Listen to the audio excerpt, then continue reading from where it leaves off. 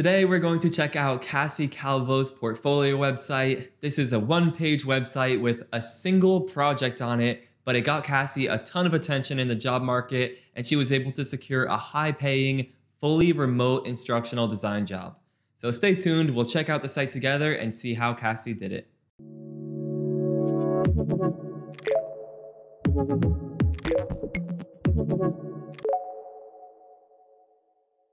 So I first met Kassie in my instructional design portfolio bootcamp.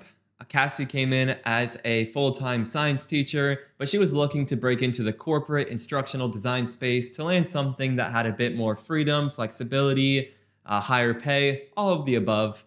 So as of a couple of days ago, Kassie accomplished that, and she did a great job along the way. So it was really cool seeing this progression and seeing how quickly Kassie was able to get this really strong website and project together, and then see the results in the market immediately. So in the last couple of portfolio reviews, we looked at people who have been in this field for years or even decades in some cases. We looked at Troy Ashman's and Kath Ellis's portfolio website, but this one is much simpler, and hopefully it will help build your confidence to show that you don't need some super in-depth, all the bells and whistles portfolio. You can go a very long way with a one-page portfolio website that has a very, very strong project on it. So if you want to learn more about the bootcamp at any time, you can do that at idbootcamp.com. Otherwise, let's check out Kassie's website together. So here we are on the homepage. You can get here by going to kassiedesigns.com. For now, it will forward you here, but Kassie just needs to work one little thing out so that this will say kassiedesigns.com. But here we are. This is a great place to land. It's a cool dark theme we have going on. Notice there's no like harsh black or harsh white. Usually those are safe colors to go with in designs, but Kassie, this feels unique immediately, and the colors are working well together, I would say. So hi, I'm Kassie. This is a friendly font, but it still has some sophistication to it. And as I always suggest, Kassie has a nice photo of herself on here to immediately build that connection, build that trust, build that credibility with your audience. We know we're looking at a real person here, and we can get to know Kassie a bit better when we can see Kassie. So that's always a nice touch. And then Kassie has a couple of sentences here to let us know what she does. So she designs instruction and e-learning for companies who want effective and engaging learning experiences. She helps them turn boring training into exciting opportunities for their employees to learn new skills. And I love that focus on learning new skills. We talk about that a lot in the bootcamp, and we're going to see that heavily emphasized in Kassie's project. So I also like this. We don't have a very strong call to action button here. That leads us to a contact page. Instead, Kassie chose to use these links. So email me, email address right here, and the LinkedIn. And these are both hyperlinks, so we can just click them to either email Kassie or message her on LinkedIn. And if you are a recruiter or hiring manager, these are probably the two options that you want available to you. So this could have been a button, a contact me or reach out or let's talk, but I think this works just fine. There's some nice visual separation here. This is like a separate element that we can use to contact Kassie. So that's a nice touch. Notice these circles here. Watch what happens when we scroll down on Kassie's website. Okay, so you see how nice that little micro interaction is? When we scroll, these circles shrink. So it's a minor touch, right? It's nothing big, but little design choices like this that look good and that interact with our cursor, we have some sort of control over this. It's interactive, it's cool, okay? So Kassie built this with Webflow. There's a bit of a learning curve with this, especially if you don't have any kind of web development background, but you can do really cool things like this. And I think Kassie just started with a template, and she was able to make it her own. But I love this little micro interaction, and if you can incorporate these tastefully, I think it is a good idea to do so. So we're led right into the projects, right? This is what we're here for. We want to see Kassie's work, so we can imagine, do we want this kind of work produced here at our organization? And so that we can evaluate, does this person really know their stuff? So it's an intriguing title. Can you handle a day in the lab? So again, Kassie was a science teacher previously, so she is drawing on her knowledge of these chemicals and science and proper safety concerns. She's drawing on this and designing this scenario-based e-learning project.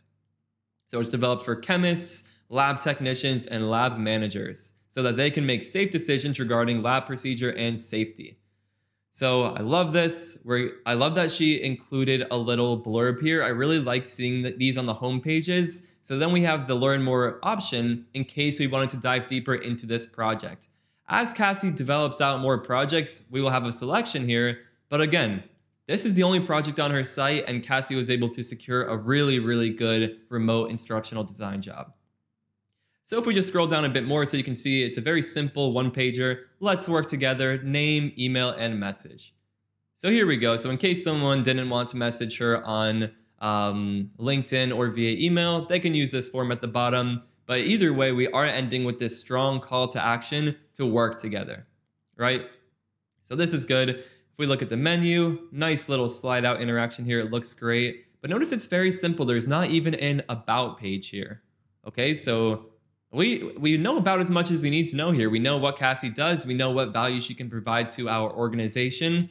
If Kassie wanted to bring this further, she could, of course, create an about page that talks a bit more about her history as a teacher and her hobbies, and just let us know Kassie a bit more personally. But as we can see here, it is not necessary to really stand out in the job search. This portfolio website is what people are reaching out to Kassie to interview her as a result of. And I'm sure she has a great resume too, but you can see this site is really clean, really simple. The user experience, you can't really go wrong here, right? We can message her or we can learn more about the project. So let's do that.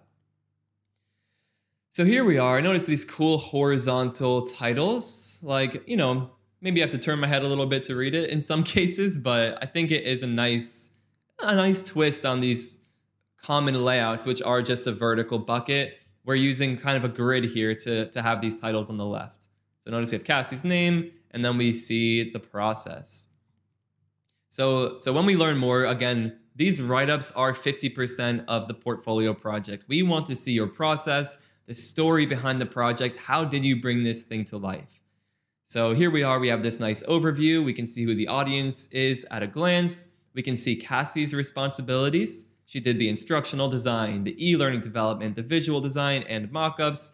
And we can see that she's using these really modern e-learning tools like Storyline 360, Illustrator, and Adobe XD. And then this really bold, nice call to action to experience the full project. Okay, so we can take a look at that now just so we can see what this project is all about. Can you handle a day in the lab? Navigate a scenario-based experience to help you stay safe around chemicals. So very to the point. I love it. We know what we're trying to do. We need to stay safe. And then we have this mentor, Ava, who can help us out as we go. And this is like textbook. This is the process we teach in the bootcamp, and Kassie nailed it. So it was really cool seeing her apply this process to create this really unique and strong project. So look, Kassie did some nice development tricks here. We have this flashing face in the top right so that our attention is drawn to it. And we know that we can select that button if we need help from Ava. So this is the mentor who gives us that information if we pull it. Otherwise, we're in this experience making the choices on our own. So here we go. We're synthesizing a pharmaceutical. Now it's the day of. We rush into the building. Where will we store our lunch? So let's say, okay, we're already running late. Let's store it at the lab bench. Our food is contaminated. So that clearly was not the right choice. Let's say we're not really sure which one is the right choice. Let's talk to Ava. So now Ava appears. I'd hate to find out that someone spilled an unknown chemical on my lunch or eat it and get sick. The lab is no place for food. That makes sense. Shouldn't be around chemicals. So with that in mind, the break room fridge probably sounds like a safe choice here. Now it's stored safely away from dangerous chemicals. We can get to work in the lab. 2 hours later, we have a break. What do? Stay at the bench, put away chemicals. Let's get rid of some chemical waste. Uh-oh. So while we're disposing of that waste, the experiment heats up quickly. We try to make some adjustments. We bump into some glassware, and now we have to clean up this big mess, and there are spilled chemicals. So notice that when we make an incorrect choice, we're not seeing Ava step in and give us some coaching like, don't do this, you should do that, good job, try again. Instead, we're seeing the real world consequences that would occur when someone makes these mistakes. So these are the kind of learning experiences that I love. Help us see these really memorable consequences when we do make that incorrect choice. Because if we can learn from our mistakes here and remember what happens as a result of them, we may be a bit less keen to make those mistakes in the real world. So we'll talk to Ava. Ava says, I struggle with storage and disposal, especially when there's something time sensitive going on. So it doesn't give away the right answer. I think we should maybe stay at the lab bench, stay safe, work on our write-up. Okay. So it looks like we were able to move forward. That was the correct choice. We didn't have any big accidents. But now we have to drag these chemicals to store them in the right place. So notice how Kassie is incorporating a drag and drop interaction here. She's showing off her storyline development skill set. And also, these are the kind of choices we would have to make in the real world. Where do we store these different chemicals? So I know nothing about this, so maybe I will ask Ava. So now we can learn more about each one of these chemicals. And notice one of these little items is where to store it. Flammable cabinet. Store this on the shelves with the other metals. So clearly, maybe we're taking some notes as we're going through this. Maybe we are quizzing ourselves and testing ourselves. Then we're back here. I'm just going to do some guessing because, I don't need to know this stuff right now. And let's see what happens. Okay, the lab has to be evacuated because of a fire. Clearly, I should not be anywhere near these dangerous chemicals, but let's try again with help. And look at how cool this is. So now, if I'm dragging acetone, now we have like this little tooltip that shows us where this should be stored. So this was a really good choice for a portfolio project because hiring managers, we're not going to take the time to learn where all of these things actually go. So Kassie incorporated this nice guidance that we can use to select the correct choices without actually having to memorize all of them. And of course, this would be something that a job aid would be great for. But there we go. We use the guidance, we store them safely, and no fires occur. Okay, so we could keep looking at this. There are several more questions. There's another interaction like this, but at the end, we make it through successfully, and we don't cause any big accidents, except for the ones that we did cause, and then tried again and went back in time to avoid.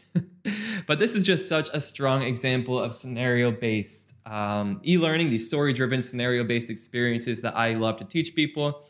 And yeah, I mean, you can see the user experience is so nice. We have these really clear buttons. It's always clear what we need to do. And I love that about this project. And as we're about to see now, that didn't happen by accident.